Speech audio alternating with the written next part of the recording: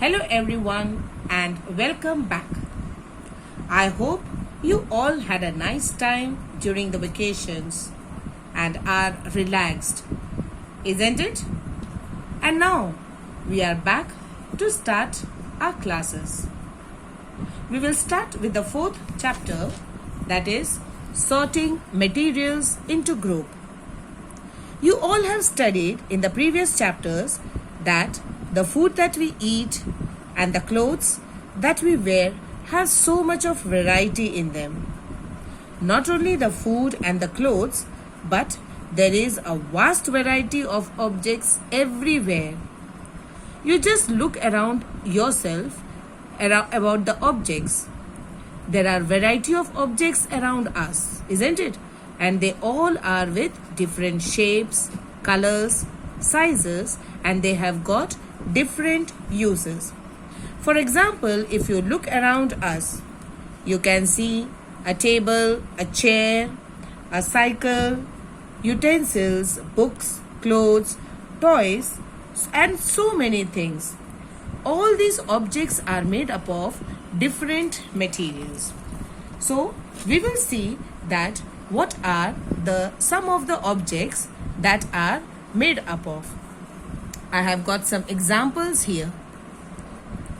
The first one is the objects which are made up of plastic, like the buckets, mugs, tiffins, water bottles, toys. All these objects are made up of which material? They are made up of plastic. Then we come to table, chair, the bed, the pencils. All these objects are made up of wood.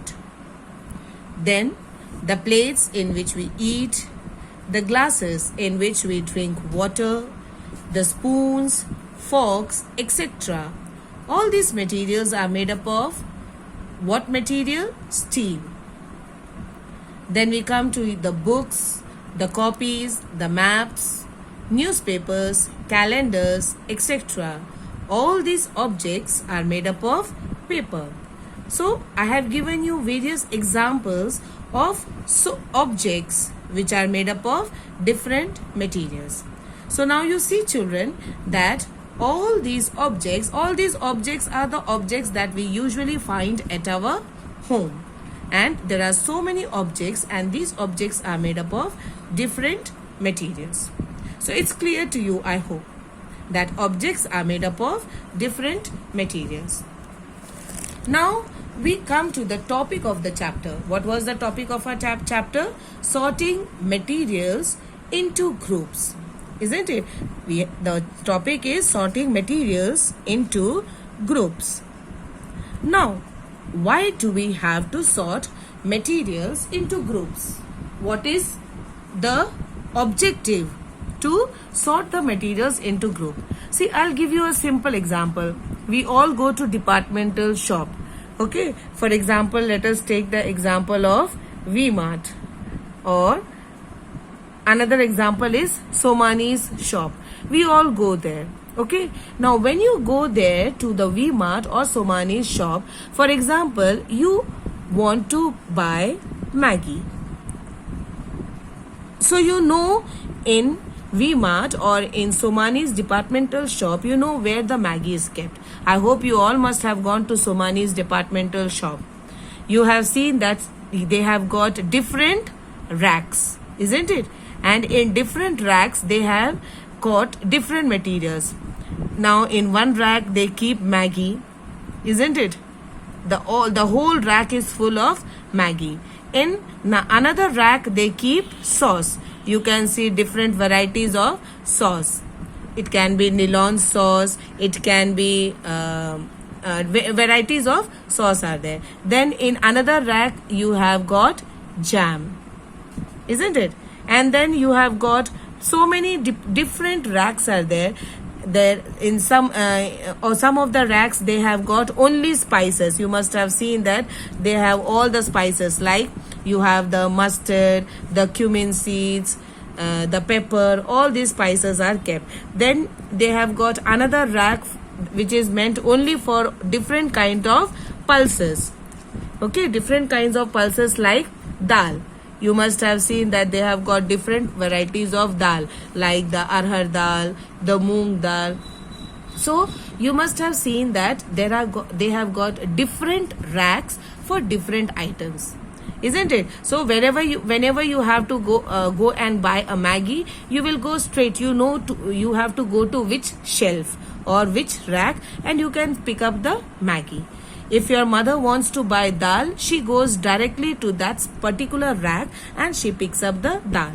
If your mother wants spices, she goes and picks up the spices. So you have seen that whenever you go to any departmental shop, they have just sorted these materials and they have kept it in different groups. So what does this imply? It implies that what is the need? The need for sorting this material is that it is very easy to find them, isn't it? You know directly where to go and where to find all these things. Whether it is the Maggi, it is the dal, it is the soaps. You know where the soaps are kept, where the perfumes are kept. So it is very easy to find these materials. And secondly, it is convenient to study their properties. If we have to study the properties, we can take a particular thing and we can look at their properties, and it makes the study very, very easy. So that is the reason for sorting materials into group. In the same way, you take the example of your house. You must have seen in your house, your mothers keep your house very neat and tidy, isn't it? If you go to the kitchen, in the kitchen you will find only items which are eatable items, isn't it? And then if you go to your bedroom, you can find, what all things can you find in your bedroom? You will find pillows, you will find bed sheets, isn't it? So your mother keeps all these things properly. Or have you seen your mother keeping the pillows and bed sheets in the kitchen? No, isn't it? Or have you seen she keeps the plates and the spoons and the forks in the bedroom? No. See, she has also sorted out all these materials into proper groups, and you know where to find all these things. So you all see, children, that sorting materials is a very, very important process in our life, isn't it?